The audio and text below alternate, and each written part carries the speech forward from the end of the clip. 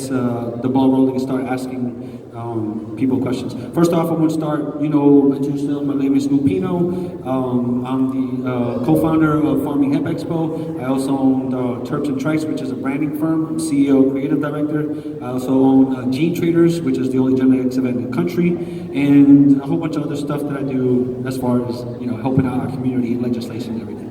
I'm going to let each one go down the line and kind of mention their name and what company they represent or have, and what their expertise is, and then we'll start with some questions.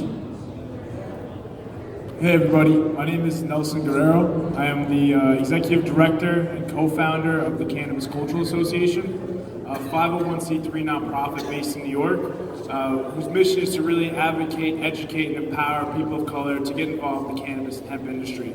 We're one of the 5 plaintiffs currently suing the DOJ and the DEA for the unconstitutionality of cannabis.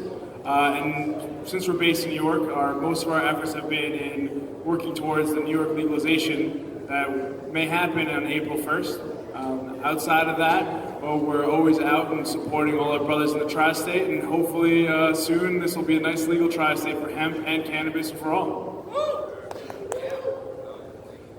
My name is Mike Goodenough. I am with DG Ag Tech. We are a agricultural and technology company. Here in the state of Connecticut, we have 40,000 square feet worth of greenhouse, all hydroponically grown, which originated from an amazing background of wheatgrass and one of our consultative-based partners.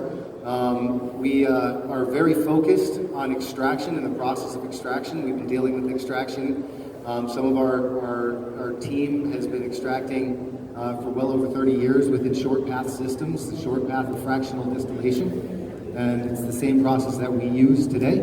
And so we're really here to kind of help educate on the wonderful distillates that come from all the different processes of extraction, especially from the area where we feel is the best, which is, of course, the short path fractional distillation. All right, good afternoon, everyone. No panel will be complete without a lawyer. My name is Aaron Romano. I'm with the firm of Romano and Fetterman out of Bloomfield, Connecticut. I've been practicing for close to 20 years. I'm also Connecticut Normal Chapter's attorney.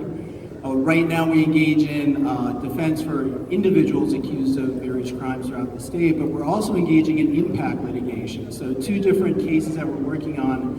One, we're suing the Department of Agriculture in the state of Connecticut regarding the legality of hemp. And the second case that we have up on appeal right now is the constitutionality of cannabis prohibition in Connecticut. So when we did the research behind the cannabis prohibition, we uncovered that cannabis prohibition in Connecticut, not just federally, it was based on a racially discriminatory purpose. Right now that case is on appeal, and we're hoping to get a favorable ruling. Thank you, Aaron. Good afternoon, everybody. My name is Cody Roberts. I'm here. Oh, bless your soul, guys. Bless your souls. I'm on the board for Connecticut Normal. I help out with the Connecticut Hemp Industry Association. I also help out with Cure CT. Basically, do anything and everything involved with cannabis in the state of Connecticut. Cannabis saved my life due to pharmaceutical addictions. I've been clean since May 13, 2009, and I owe my life to this plant, and that's why I do everything for it. I was also one of the first, gratefully and blessed to be one of the first growers for UConn College the past 2 years, along with the head farmer Dylan Williams, who's sitting in the crowd with us today.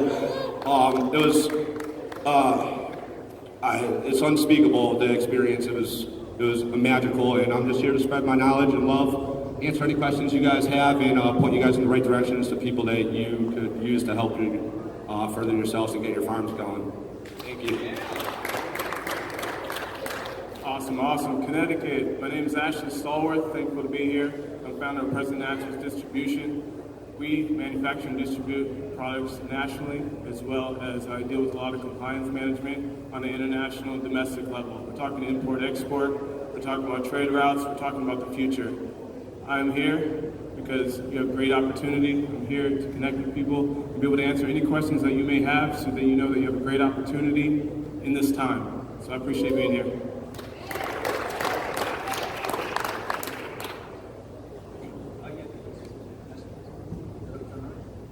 Is it on?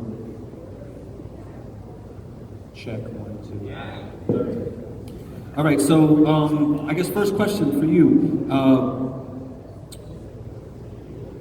Have you found something that that's actually helped you as far as moving the ball forward when it comes to the regulation, as far as advocacy, as far as to guide the state, local, or federal towards something that actually makes sense? Definitely. The support of the people has been huge. You know, the Cannabis Cultural Association wouldn't be here without the support of different groups, different affiliate groups. We've had the pleasure and benefit to be partnered up with Normal National, working with our friends at Minority Cannabis Business Association. So we've been able to introduce a lot of good language and get in front of a lot of these lawmakers, try to help them understand that when we talk about legalization, we have to talk about an equity component. Those have been most affected by this, as well as pushing this forward so that way we can have these green market opportunities so people can get licenses. And make sure, yes, big cannabis is coming, there is no doubting that. We're keeping them socially responsible so that way others have an opportunity to actually benefit from these. You know, this plant saved my grandfather's life. That's the reason why I got involved in this. And I just see how this can really change the lives, not just for folks here in the States, but internationally down in South America as well. Now, do you have a specific advice as far as somebody that's actually trying to approach the local municipality or the state level as far as to find out information or at least be able to change something that is wrong? Because we already see within a lot of legislation with every single state that the laws are working differently in practice, which they normally do, but we're seeing a lot of red tape in some ways that end up slowing things down, especially dealing with the equity thing, because now, what is there, only 2 programs in the whole country?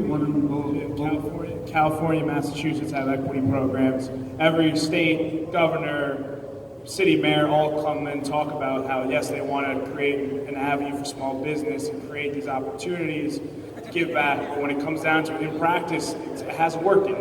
And we're still trying to figure it out. And, you know, it's with support of the people. And the first thing to do to actually get involved is show up. When there's a public forum, you show up. Doesn't matter where it is, you show up, you speak your truth. And when you have an opportunity to go to their office, you tell them again, this is why we need to do this, and I'm a constituent, you need to listen to me. If not, I'm going to show up in a week later with 100 people to tell you again. And that's how you do it. That's how you do it. All right, Mike. So, now you get into manufacturing, and you start obviously within the New England region as far as all these different states.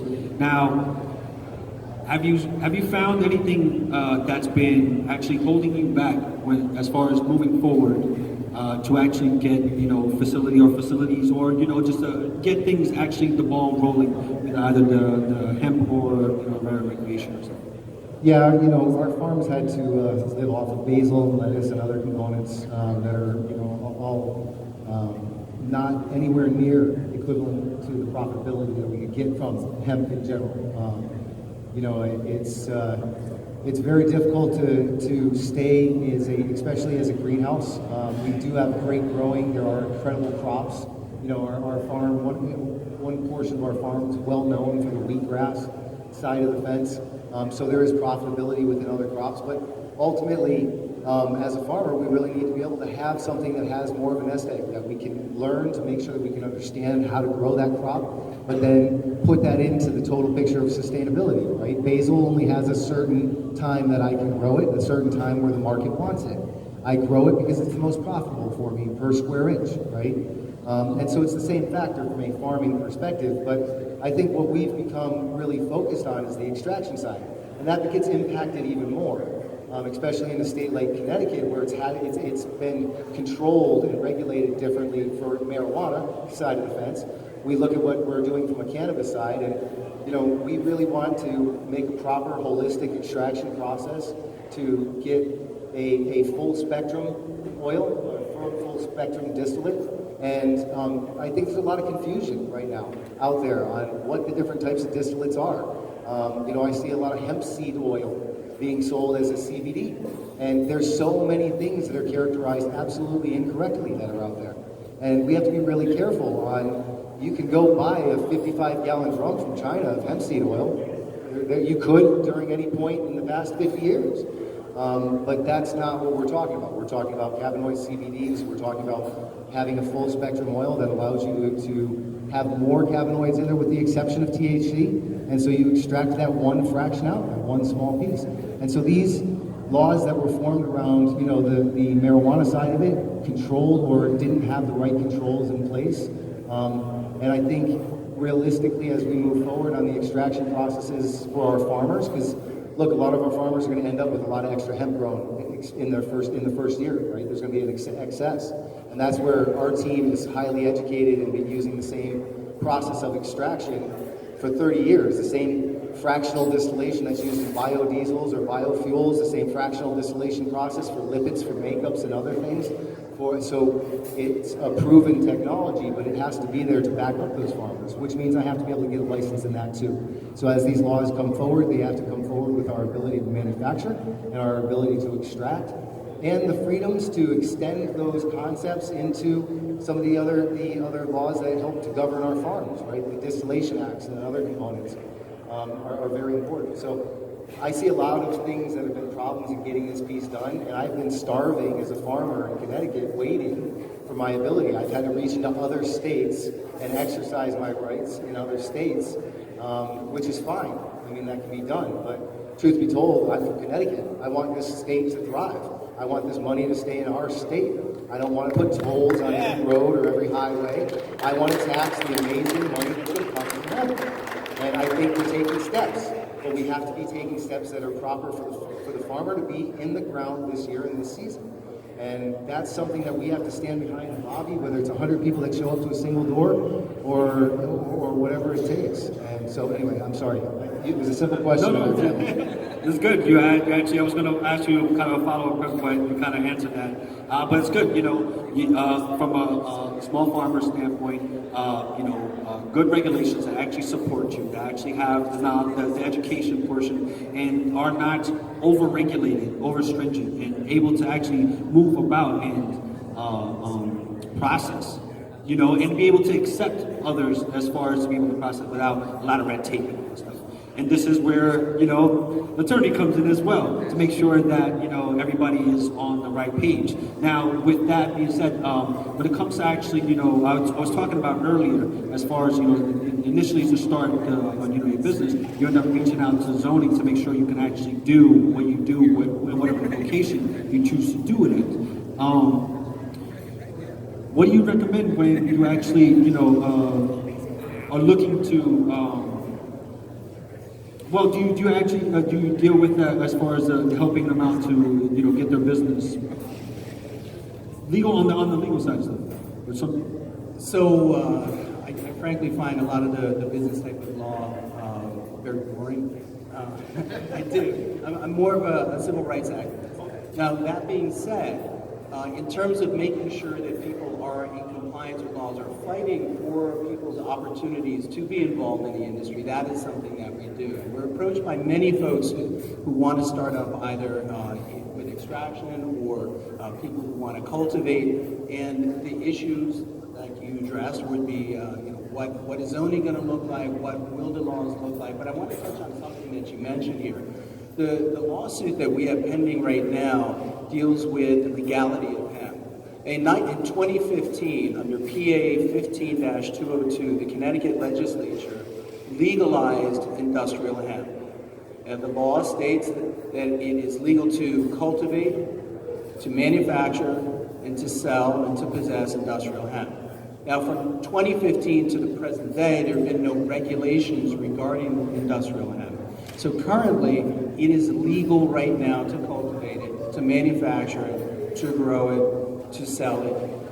Now, that being said, right now there are several bills that are pending in the state legislature that will require regulations. So once those regulations are enacted, then anyone who is currently cultivating or engaged in manufacture, that will be a problem for them, because then they will be cultivating or manufacturing outside of the regulatory scheme that will be developed. I think what we need to do, because I'll tell you from my lawsuit, I know that the regs won't be passed this year.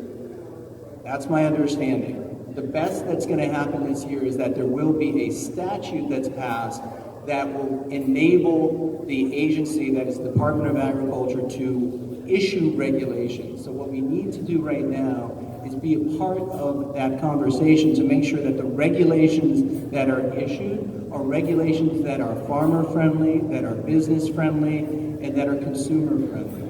And so being an activist right now is the most important role. And everyone at this table, we're all part of that community. And everyone who's sitting out in the audience is part of that community too. We have to show up at those meetings. We have to make sure that our voice is heard at the legislature. And then once it's time for the Department of Ag to issue regs, we need to tell them what we prefer. Let's do our own research right now and see what states, what the regulations are in other states, and what's good, what is working already. I have my own preference. I know that the Department of Agriculture was steering toward a Kentucky model. I think a Massachusetts model is better suited for business to thrive. And so I think that's what we need to do. I would encourage everyone to go on the World Wide Web and look up the Massachusetts policy for hemp cultivation, and then let's push that. Let's make sure that that's the model that we have here in Connecticut. It's business friendly, it's small business friendly, it's farmer friendly. So I don't know if that works. Thank you. All right, Cody. So you were one of the first two, right, to actually Yes, sir. to actually cultivate hemp in Connecticut for UConn. Now, knowing New England weather and how unpredictable and crappy it is, especially dealing with like September, October. What did you learn from your first time around? As far as I know you probably expected something, but what happened?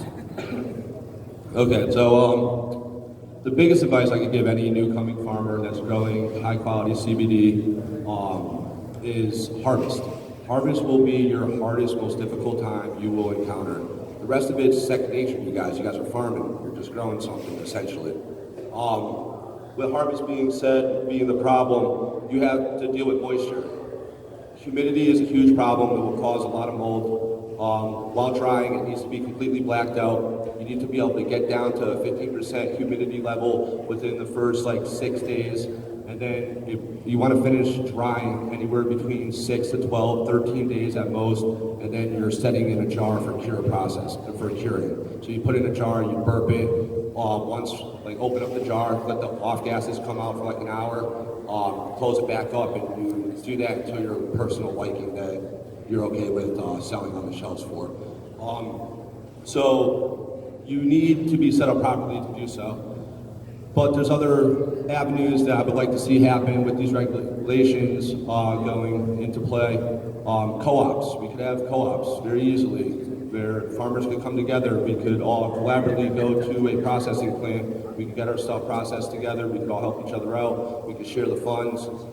Machinery. Yes, exactly. So I would love to see that. I would love to see affordable licensing as well. But yeah, the biggest thing was the mold, definitely. The weather screwed us really badly. I would suggest outdoor hoop houses as well. But yeah, if you're gonna grow outside, I'd be looking for something maybe like an autoflower. There's a variety called ruderalis, which is part of the cannabis variety. And what that does is it doesn't go off of the light cycle when flowering. It flowers at a certain time, a certain amount of days. That's when it flowers, no matter if it's 12/12 or not. So, looking into varieties that are like that are really high in CBD, I think is going to be ideal for Connecticut or New England regions in general. But yes, like Aaron was saying, we're the only state in New England, that does not have regulations to protect us from the federal law to grow hemp. So, being an activist, a true activist, it's super important to get out there and call your representatives and contact them and urge them to push this as soon as possible. If we do not have seeds in the ground by June 1st, we won't be able to grow this year. Sourcing seeds? Sourcing seeds is going to be a little bit of a dilemma. We need to be able to set up COA seeds, and with the federal government now lifting the ban on that, now I could see that there's going to be allowment for maybe like FDA, like organic certified like seeds to be certified. But as of right now, there's not really much. You could reach out to Kentucky. They have some seed and stuff that they have classified as hemp that's lower than 0.3% THC. But as far as like actual technical certification of seeds, there is none, to my knowledge, as of yet. Yeah, just to add to the comment on the seed thing. Look, the seed market, you need to be cautious, right? You need to make sure that that chain, that certification that comes from the individual is legitimate and comes from not only there, but you know that these seeds actually come from a mother or a plant. So there's literally a chain of custody that should show where it originated from all the way through, right? And you've got to be really careful because there's going to be a lot of seeds issues out there. In my personal opinion, there's going to be a lot of folks that are going to sell a lot of things that they're going to say are a certain thing and it's not going to be. And so I really want to caution everybody that's out there on that seed factor. Don't just go buy it randomly.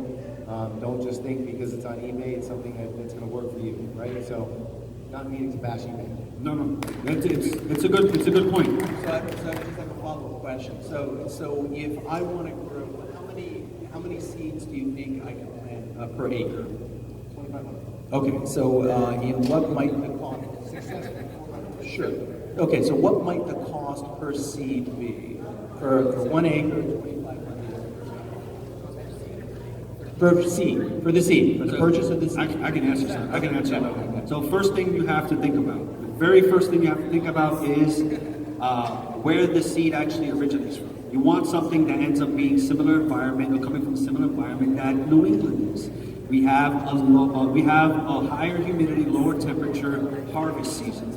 You have to take that into account. So you have to think about, like you was mentioning with the autoflowers, to kind of finish early, but it all depends on what you're actually cultivating for. So that's another section. Are you going for material? Are you going for, are you going for oil? Are you going for, fiber, dealing with, seed, cattle? So making sure that you actually end up growing the right type of genetics is very crucial to your success or failure. Of high resistance to mold, all these different factors in the beginning you need to make sure, because it could end up being very expensive, because I've heard, $1 per seed. Yeah, so it could be anywhere from $1 down to 6 cents, right? So, and 6 cents is going to be, like I said, the things you need to be very, very, very leery of, right? But all the way through, and to what you were saying, not just because the seed grows in Kentucky or California or somewhere else, does not mean it's going to grow in our longitude and latitude. There's a very specific requirement that's needed to be met. We also got to take into effect that we're in Connecticut. We don't have hundreds and hundreds of acres. People do not have 300-acre farms. They're very limited. We have very limited space.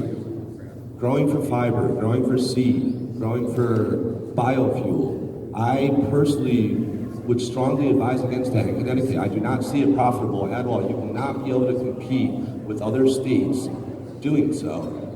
You just won't have enough land. It's just basic like math, it's just not gonna happen. I really strongly would urge, if you're gonna get into the CBD hemp industry in Connecticut, you want to grow high quality CBD flower. That is where the money will be, and that's where you will be able to thrive the most, I personally feel. Unless you're inside. The way you can actually control the stuff.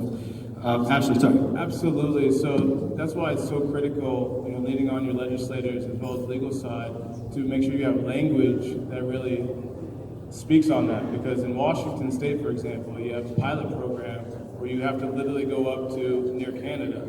They've created a bridge agreement between two different countries, and literally being able to test out whether it's going to be fiber, whether it's going to be seed, or whether it's going to be flower, right? And being able to see how those put in. Because this is all new information here. Right, so this is going to be state by state. In Connecticut, like Cody's saying over here, has certain kind of conditions that for individuals who are in the fields, who are going to be putting in the work, still in the field, getting ready, prepared for hopefully to be able to crop, in that next phase, they need to know what's going to be the most rewarding, where your biggest bang for your buck is going to go, where you can actually invest your money to have the most worth. So really leaning and making sure that your legislators who are now pushing this law make sure that they put in and inscribe very specifically what you can and what you cannot do, right? And hopefully be able to open up all tiers. So in case if anybody everybody wanted to be able to test and see, hey, maybe I can specialize in this area, maybe I can specialize in that area. It's so critical to the foundation of the stuff that's really being enacted right now. And as far as I'm concerned, everybody that's even in this building is making history, because having a genuine interest goes a long way. And if you have experience growing, you can get after it. So, yeah. I still got a question for you. So now, since you end up dealing with, import export, what have you found that's been working? What have you found that has not been working? This is what you end up doing. So not just that, but you also end up dealing with internationally, correct? Yeah. Yeah. So what have you found that has worked as far as because for somebody like Mike is dealing with processing, I'm sure that there's going to get stuff coming from out of state to come into like that. And that's pretty much what you want. You don't want to restrict to just one. I like you. I want my business to open in Connecticut, have money flow into Connecticut. But if I can get money from other states, so be it. So what have you found as far as helpful or not helpful? Yeah, it's really legal and interpreting law, right? The gray areas, right? Labeling is a big thing. I find that most companies, that's the biggest cost, is having to change the labels. Because some states feel more comfortable if you market it as CBD, some if you label it as hemp, right, etc. Right? So really being able to get it out there, always having, on the manifest what's actually being delivered. So if your boxes or anything are being opened, right, people who are opening it, the language says very specifically, right, it's growing at max 0.3 THC, right? It meets all the national standards that are spoken, whether it was in the 2014 bill or the new bill that was just enacted, right? So the really cool thing at this time, right? The DEA acted within 2 weeks before introducing the last bill, right? Basically opening up the trade lines. We can send this product to your brother all the way in Oregon. You can send it to your sister down in Florida, right? And now these trade lines are opening up, especially on the international, right? Because these trade lines did exist before. I repeat that. These trade lines did exist before. Make no mistake, right? So they're basically going to be opening up these ports again, right? And it's how they sign off on the manifest, same as the pharmacology groups, right? It's how they declare it, right? There's going to be a lot of people who can get tax breaks, a lot of people who can qualify in a lot of things. And if you look at the farm bill right now, especially for a lot of farmers, anybody that's 50 and over, right? You have a great opportunity right here because they've literally created a program called ACES for you specifically, right? So you can literally be able to say, hey, I just want to focus on seeds, right? And I know that I want to be able to declare and I want to have it over here with a distribution channel over in California, right? You know that you can start growing it. You know that you're going to have a person who's going to actually be able to deposit money and actually send it. Obviously, you're dealing with banking and financial systems, right? But the credit unions are going to come through for everybody, right? So I would lean on the credit unions within your state, invest in them because they will invest in you, right? The other groups are going to try to tier it because they're working towards debt consolidation. But that's a whole nother level, right? But what we're talking about right now is trade agreements, right? Within a huge union right now, 50 plus states, right? Plus the sub areas, right? Puerto Rico, all these other ones, but Connecticut specifically, that's right, way pop. And there's great opportunities, right? All the way down to South America, Morocco, Europe. The Swedes have been in for days, right? We're dealing with hardware, we're dealing with biomass, we're dealing with all the full product here. So my thing I'd say with international trade, as well as specifically domestic, is just to get going. Get going. Don't stop, right? You've already showed up here. Keep going. Awesome. All right, so we have a little bit of time left. I'm going to go down the line and give you guys... Oh, hold on. You have a question? For the lawyer? All right, so it has to do with being criminally charged with a weed conviction. Like I was going to college, you know what I mean? And I had a half an ounce on me, and I got arrested for it. It was a conviction. I also got kicked out of the college. Still owe money for the student loan for it. Is there a public service in the state of Connecticut to help expunge that off of my record? Sure, so everyone heard the question. So can you expunge it to a half ounce? Okay, so decriminalization went into effect. This was 2003. Right, so once decriminalization, so Connecticut decriminalized possession of under a half ounce of any cannabis material. So what that means is it's no longer a crime. It's no longer a felony or a misdemeanor to possess it. Instead, you get a ticket. Okay. Now they do keep track of that. I always encourage people, if they do get a ticket, fight the ticket. You still don't want that on your record. And what happens with people who already had the convictions? We had a case when decriminalization went into effect. We represented a client who had convictions and was on probation for a conviction and then caught a new case for under a half ounce while decriminalization came into effect. So we moved to dismiss the pending charge, and then we moved to erase his conviction that he was on probation for. Connecticut has an ability, or you will have an ability either yourself or you can get a lawyer to do this for you, to erase your criminal record if you have a conviction for possessing under a half ounce of cannabis. So it's a petition process where you go to the court, you get your police report. If you don't have your police report, you can submit an affidavit along with the petition, and then you can get your record erased. And then from there, the court signals to all the law enforcement agencies, the repositories of criminal records, to erase that conviction for you. We were the first firm, Naomi Fetterman, my law partner, is right there in the audience. She argued the case on appeal all the way up to the Connecticut Supreme Court. We won that case, and so now everyone is able to go ahead and erase their criminal records. So that's a very good question. So if anyone wants more information about it, just talk to me and I'll help you out. Awesome. So we're going to go down the line. We're running out of time. We've got only 5 more minutes. Last piece of advice when it comes to hemp or cannabis. I know we're here for hemp, but let's not. I know it's the same plant. We're just talking about, like we're cousins. They're cousins. It's not anything crazy. It's not being like that. But I know it's being regulated differently, and I know that we have even different outcomes, even when it comes to arrest, even when it comes to manufacturing. We're having a lot of different outcomes. Or directions. Each state wants to do something different and thinking that they're the best.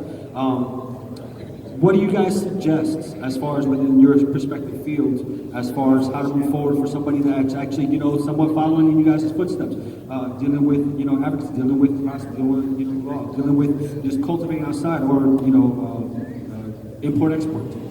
I mean, you need to stay knowledgeable. I mean, the best thing you can do is to come to things like this, come to different educational events, and stay on top of the news and the regulations, because anytime new laws come out, go ahead and read them through. If you don't understand, find a lawyer who can explain them to you a lot easier. But it's always about being compliant. That's what I tell everybody in the cannabis space and hemp space. You need to stay compliant. As we brought up seeds before, the last thing you want to do is test hot and lose your opportunity to grow in the future. So as long as you stay compliant, you keep educating yourselves as these things change and stay on top of all the information, you're going to do well. You're going to stay out of trouble. And most importantly, eventually this will be federally legal, and we'll see this around the whole world. Awesome. So, following in the footsteps statement, look, I think there are hundreds and thousands of different businesses that are going to be born with every step of the way. Biomass, you heard about it. All the different, Ellen spoke of all of the different things that can be done with this biomass. There are, with the extraction process, you have 1/3 of the crop was left behind in most states that grew last year because it was stalk or something that wasn't the top buds or buds that were there. There is a huge amount of opportunity, huge. If you have any inkling of an idea in your head, there is somebody who's doing this right now in Colorado or Kentucky or one of the other states. Look at how they're doing it. This is the world born from the internet. The reason our college kids are growing up now, hitting the streets with business plans and starting companies is because the internet's there. The capability to publish these papers, to research these factors. We don't have to go to a library anymore and look up this information, right? It's happening. So find something you're passionate in and follow your passion. The business will be falling at our feet. Right now, in this point in time, it's brand new business. Right? I resell hydroponic equipment on our website, but the reality is I have to have a brick and mortar store in order to be able to get that hydroponic equipment, right? Right now, there are not wholesale agreements that lock you into any major stipulations. Right now is the point of true freedom in giving birth to a new layer of business within this industry. So follow your passions and be a part of what this turn, this revolution that is coming back to us is happening in front of you. Be a part of it. Be a part of the movement of it. Find yourself a good lawyer. Bang! Now, that being said, about one third of my practice is defending people who are accused of cannabis offenses. So I'm hoping this year, once legalization comes into effect, that 1/3 of time that I spend defending people in criminal court can now be representing people on the business side, okay, with compliance. Now, I want to just echo some of the comments that were already said. This is a networking event. So when you are thinking about getting involved in the industry, all of you here, we should all know each other's names. We should be passing business cards. You should be increasing your Rolodex and knowing who's out there so you can have conversations with people. You can brainstorm ideas. You can connect with other people. You might have a skill set that you add something to someone else's business. You come together and there's this synergy, and both of you, singly, you may not be able to accomplish something, but together you might be able to accomplish something. So please, I suggest that everyone here meet each other, figure out who you are, what your strengths are, and continue the conversations, because we're all here for the same reason, and together I think we can do great things. All right, last little bit of advice. I already talked about mold. I can't say mold enough. Caterpillars. Let me tell you something. You want to see a horrible experience, okay? You let caterpillars take over your stuff. You'll see beautiful plants one day, the next day you'll see tops flipped over, the caterpillars will bury in, they'll eat out the inside, it gets the stalk weak, it bends over, and then it starts this like mold brown stuff that we noticed, and it starts bud rotting, and then you're done. You're absolutely done. Dylan, do you remember the kind of caterpillar that we were seeing mostly? I can't remember the name of it. Green or red? They just... Thank you, bro. Yeah, caterpillars, what else? Pests that we really... Japanese beetles? Yeah, but, I mean... Gypsy moths? The caterpillars really are huge, like, our biggest thing was, like, the caterpillars really, like, all other stuff was, like, little over here and there you could, like, really control for them. For, like, yeah, you want to have, like, deer fence, too. Yeah, definitely. We actually had a deer in the farm one time, inside the deer fence. It was pretty wild. We had to lasso it up and get it out of there. But yeah, make sure you don't overwater. What else? Yeah, I don't know. Like, yeah, mold and caterpillars are really like that's like the thing. I mean, the plant wants to grow. It really wants to grow itself. I would put them in the ground as late as possible, so you don't, so they fit. So you don't have to. I mean, early as possible, so you don't have to like wait and like worry about all that late like moisture and stuff. But putting it early in the ground, also you're going to get bigger plants too. So that's why you also want to try to look for varieties that are a little smaller, like shorter wise and stuff. They're a little easier to maintain when drying. It's less weight and like less biomass and bulk to be hanging and like weight on the wires. When you're drying, yeah, make sure it's completely black. You want it completely dark. Yeah, you want humidity and temp control for sure. But I mean, hopefully we have a whole bunch of processing plants set up. I know a lot of people are talking about setting them up already, where we have services where you could get your stuff. Tractor come over, cut your stuff down, bring it out, process it for you, and you get your check within a week or whatever, like however it goes. But yeah, besides that, just get involved, guys. This plant is absolutely magical. There's over 50,000 different usages for this plant, so that means there's over 50,000 jobs for this plant. You could find your strong points and use it in the cannabis industry. I'm sure anybody can. Yeah, farming alone, just in general, growing the plant that helps heal yourself and helps heals other people. There's a nice like symbiotic relationship in that, and it's really therapeutic. It helps with depression and stuff tremendously, and it's like instant gratification. You just see like this beautiful, smelly plant that's just puts smiles on people's faces and generates money and keeps your farm alive. I just really want to make sure that the farmers are getting looked after here with the hemp legalization in place, and I want to make sure that the small farmers are definitely profiting in the best ways they can, and there's avenues there for them to get the research and the knowledge that they need, like the Connecticut Hemp Industry Association is a good one. Farm Bureau. Thank you, sir. Thank you, the Farm Bureau as well. Yeah, so thank you guys very much for coming. Peace and love. I hope you guys get involved. And if you have any questions, Cody Roberts, my name is Cody Roberts 91@gmail.com is my email. And yeah, holler at me. I love talking. Awesome. The man.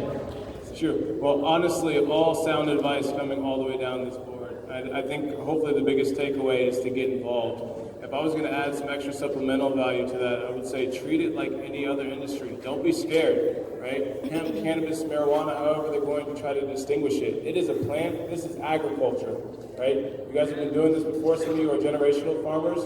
Maybe your grandfathers did it. Maybe their great-great-grandfathers. Somebody had done this before. They have a long history of this. So one of the things I would say, diversify your crops. You can use a lot of different crop cover, which is the form of melons, other types of things that you can put in your fields as well, still make money off of that and be even more fruitful. So there's a lot of ways to insulate and protect what you need. Like you're saying, alfalfa and other areas that you guys may already be accustomed to, right? Get started would be my second advice, right? Treat it like any other business. Get a business license. Make sure when you have things going, make sure you pay your taxes like Lou was saying before, right? Don't fall victim to certain areas that they're going to try to get you at, because the business acumen of cannabis is not up to a Fortune 500, Fortune 100 level. But the numbers that we're talking about on a macro and a micro level supersede this. This is going to be a product that is going to impact the United States GDP like no other product in modern day history, right? We're talking tech money, right? Woo. And if for people who don't like technology or still on the flip phones, they can understand that, a lot of people are still on it, right? Somebody's Googling, somebody's Facebook updating right now, right? So, being a part of this, right, showing up to events like this, being, like they're saying, engage with your community, talk to your neighbor, right? Come together like you used to do with the apples, the oranges, the peaches, set your market prices. Don't allow your neighbor to fall victim to crony capitalism, right? Because that's coming, right? That's coming, right? So let's make sure that we can stand up for each other, right? Be proud. Be proud of the people that you are, the work that you're about to do, the work that you're doing, and the visions that you have, right? Empower each other, right? We show up for each other for a reason. We can show up during holidays, we can show up during seasonal events, and we can show up when we have products to go to market. So with a lot of that being said, reach out, know your law, right? Know where you're getting your product from. There's a lot of opportunities to do that. The information is going to get better. Standardization when it comes to analytics for the stuff that we're testing, the stuff that we're going to be actually putting into our bodies, we're going to be wearing on our clothes, that we're going to be using for new building material. I mean, you think about it. I mean, you can find yourself in a position literally building low-cost houses for the future of America, right? Literally. We can literally make sure everybody has a house. I mean, we can literally make sure people have medicine that they need. We can literally have supplements that literally can be used for children from infancy all the way up. There's really no limit. Like we're saying, there's hundreds of usage here. But it really starts with action, right? It starts with you being here, it starts with you getting the seeds, you assigning what your vision is, and collaborating with people. Who does it alone? Not me. Not me. So I want to thank you for being able to come here, on an international and domestic level. I'm seeing amazing things. This is a global community, right? This is a global happening, and it just so happens that Connecticut plays a huge integral part in many different ways that are still to be seen, right? Because some of the ports, the initial stuff that happened in this nation started right here, right? We're talking tobacco, we're talking multiple industries. So be brave, be strong, count on each other. Let's do this darn thing. Yeah. And with that, everybody, I'd like to thank our panel of experts. Amazing. You guys, if don't go anywhere, make sure you guys get their contact information. Make sure this is still a small community. Reach out to each other. Help each other out. Information, right information, and then you spread it. And then we're talking, you have courage to stand up. Yeah. I'm going to be in the hemp industry. Yes, I'm going to be in the cannabis industry. And that's fine. You can have your own personal opinion. That's okay. But I'm going to end up conducting my business. I'm going to do it professionally. I'm going to pay my taxes. I'm going to have all my paperwork and everything in a row like I need to, like a good business owner should. And like you're talking about, treat it like any other industry. Make sure you do what you need to. Don't delay. March forward. Show up. Hey, can we all just Yeah. can we all just take 1 minute to thank this gentleman for this Yeah. wonderful gathering and this wonderful event? It is fabulous. He shows up. Thank you. I do it for everybody, you know. I want to make sure that everybody has a chance. Not just me, not just everybody. That's the point, everybody. It'll push innovation. It'll hire more people. It'll more income tax, more property tax. It'll be better. Not just on it, but yeah. So, these guys are amazing. Thank you everybody for coming out. Have a safe Yeah. trip home. You guys are awesome.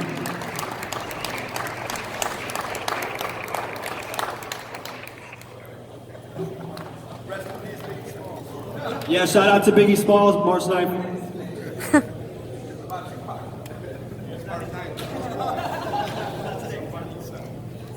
Great job. So concludes the first. Great job.